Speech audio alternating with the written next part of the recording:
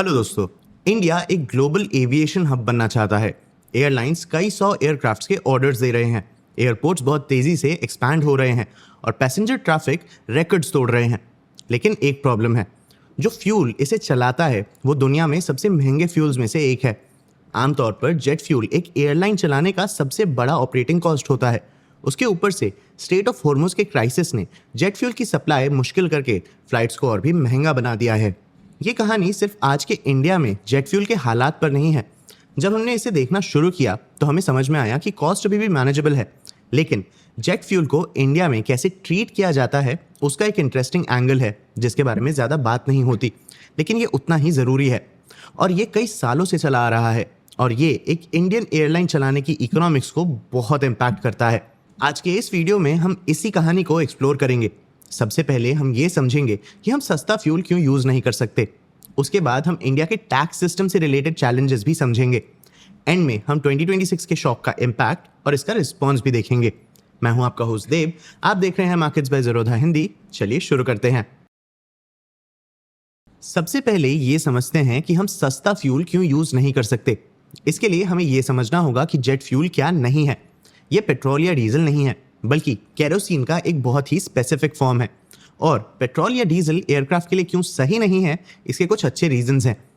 पहली बात तो ये है कि पेट्रोल बहुत ही जल्दी भाप बन जाता है। कार इंजन्स में जहां ये काम करता है, पेट्रोल हवा के साथ मिलता है और ग्राउंड लेवल पर सिलेंडर के अंदर जलता है।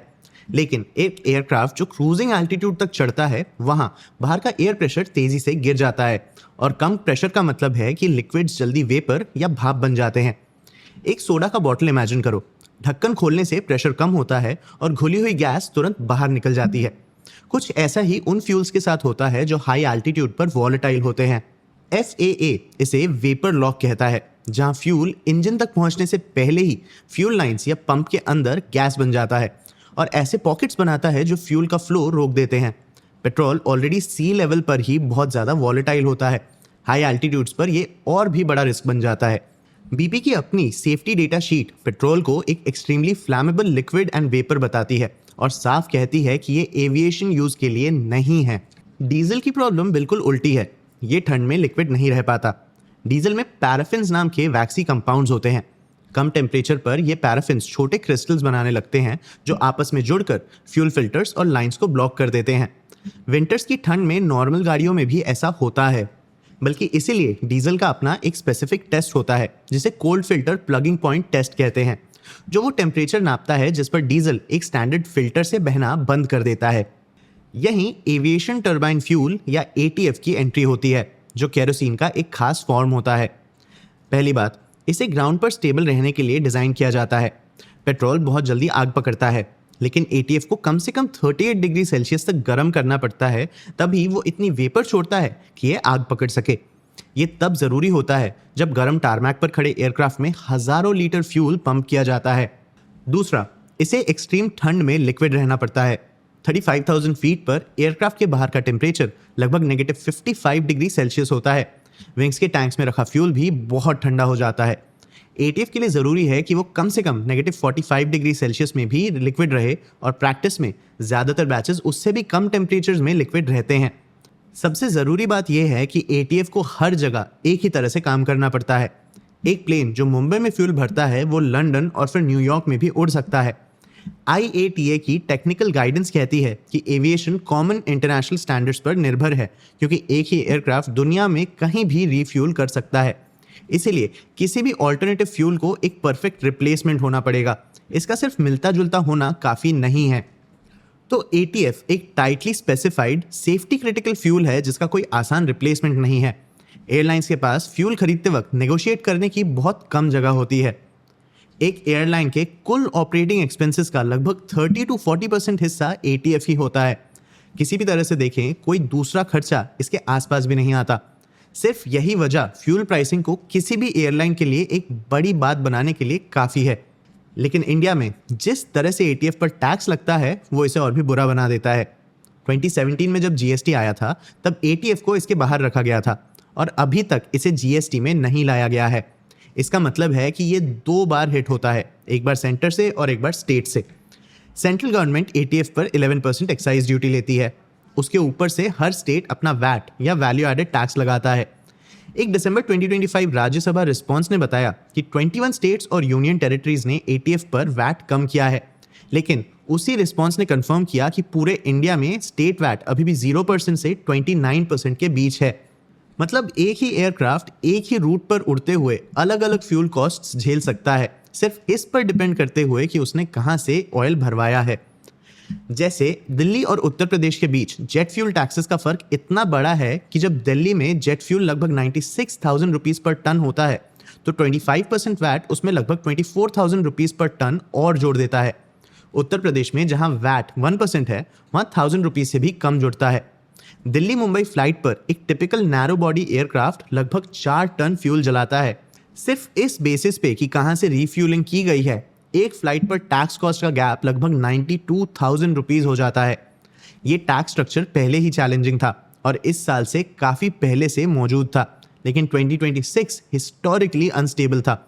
IATA के डेटा के मुताबिक global average jet fuel price फरवरी के एंड में $99.4 या लगभग 9,443 रुपीज पर बैरल से बढ़कर मार्च के एंड तक $195.19 या लगभग 18,543 रुपीज पर बैरल हो गया। मतलब एक महीने से भी कम में लगभग दुगना। क्रूड ऑयल और रिफाइंड जेट फ्यूल के बीच का गैप या क्रैक उसी दौरान $27.83 या लगभग 2,643 रुपीज से बढ़कर $81.44 या लगभग 7,736 रुपीज पर बैरल हो गया। वो झटका इंडियन मार्केट्स में बहुत तेजी से पहुंचा। इंडियन ऑयल ने 1 अप्रैल को दिल्ली एटीएफ का दाम थोड़ी देर के लिए 2.07 lakh rupees per kilo litre post किया, जो पिछले महीने की कीमत से लगभग दुगना था।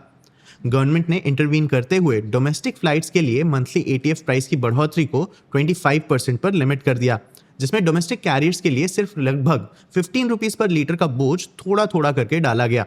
रिवाइज डोमेस्टिक दिल्ली प्राइस लगभग 1.05 लाख रुपीस पर किलो लीटर थी, जो मार्च में लगभग 97,000 रुपीस पर किलो लीटर थी। हालांकि इंटरनेशनल ऑपरेशंस को वैसा क्वेश्चन नहीं मिला है। इंटरनेशनल ऑपरेशंस के लिए एटीएफ प्राइसिंग अप्रैल में 73 रुपीस पर लीटर बढ़ गई, जो डोमेस्टिक बढ़ोतरी से लगभग 5 गुना ज्यादा थी, जिसने इंटरनेशनल रूट्स को और मुश्किल बना दिया है। अभी ये साफ नहीं है कि जेट फ्यूल की असली मार्केट कॉस्ट और एयरलाइन से ली जाने वाली कैप्ड प्राइसेस के बीच का गैप कौन भर रहा है। अगर एयरलाइंस पूरा कॉस्ट नहीं दे रही हैं तो कोई और इन्हें दे रहा है, या तो ऑयल मार्केटिंग कंपनीज अपनी बुक्स पर लॉसेस झेल रही हैं, या फिर इस कॉस्ट को आगे के लिए टाल दिया गया है जो बाद में सामने आएगा। गवर्नमेंट ने दूसरी जगहों से कुछ प्रेशर कम करने की कोशिश की है। उन्होंने बड़े और छोटे एयरपोर्ट्स दोनों पर डोमेस्टिक फ्लाइट्स के लिए लैंडिंग और पार्किंग चार्जेस 25% कम कर दिए 3 महीनों के लिए। एयरलाइंस ने इस बीच बचे हुए कॉस्ट गैप का एक हिस्सा सीधा टिकट्स पर डाल दिया। जैसे एयर इंडिया ने 8 अप्रैल से डिस्टेंस बेस्ड फ्यूल सरचार्जेस शुरू किए। उन रूट्स के लिए 299 रुपीज जो 500 किलोमीटर से कम है, और जो डोमेस्टिक में 2000 किलोमीटर से ज्यादा हैं उनके लिए 899 रुपीज तक, और नॉर्थ अमेरिका और ऑस्ट्रेलिया जैसे रूट्स के लिए $280 या लगभग 26,600 रुपीज तक। फिर भी ये एयर इंडिया को इंटरनेशनल सर्च के लिए पूरी तरह कंपनसेट नहीं करते। इंडिगो ने 2 अप्रैल से अपने चार्जेस बदल दिए।